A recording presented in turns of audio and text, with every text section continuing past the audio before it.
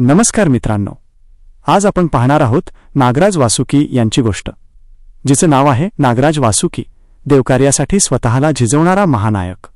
जेव्हा जगाच्या कल्याणासाठी मोठ्या त्यागाची गरज भासते तेव्हा नागराज वासुकी यांचे नाव अग्रक्रमाने घेतले जाते।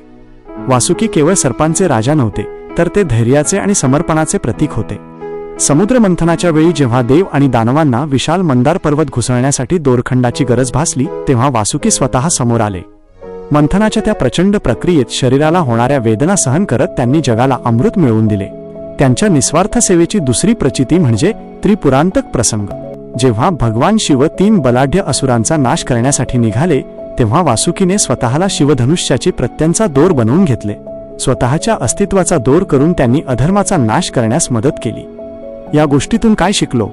ध्येय जर जगाच्या कल्याणाचे असेल तर स्वतःच्या वेदना विसरून कार्य करणे हीच खरी भक्ती आहे।